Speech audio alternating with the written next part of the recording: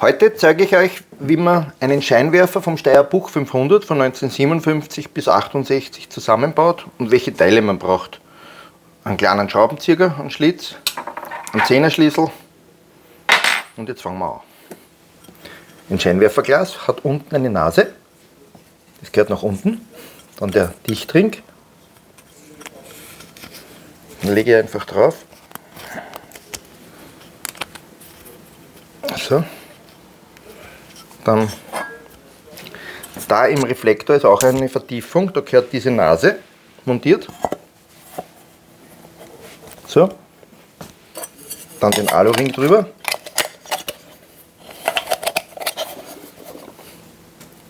Dann die Feder. Die flache Seite gehört zum Reflektor.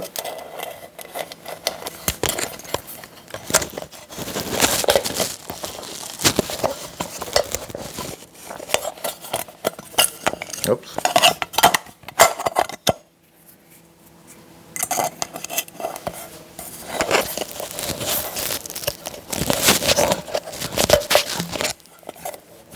Die müsste man dann jetzt auch alle drei montieren. Ne? Dann habe ich zwei Schrauben schon vormontiert.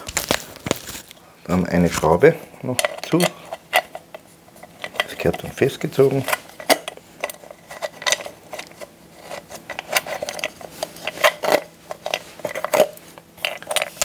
Dann gebe ich die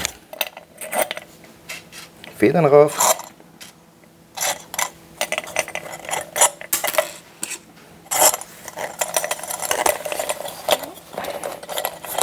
Und da muss man aufpassen, dieser Blechring, der hat eine Nase und da muss man das drüber stülpen. Da habe ich schon einen alten, wo es noch drüber gestülpt ist. Da sind die zwei engen und das die zwei langen.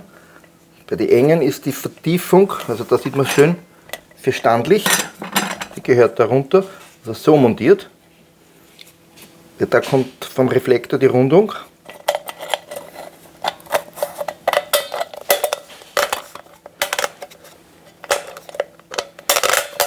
Und dann gibt es eigene Muttern, die haben so eine Facette, damit man den Scheinwerfer in den Lampentopf besser reinkriegt.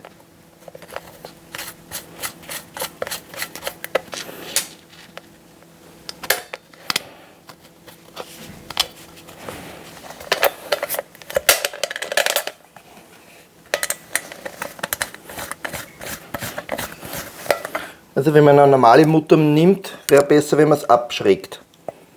Das gehört dann so weit, dass es abdichtet, weil dann drückt man sie in den Scheinwerfer rein, also in den Lampentopf, und hinten gibt es dann noch die Abdeckkappe, was da abdichtet.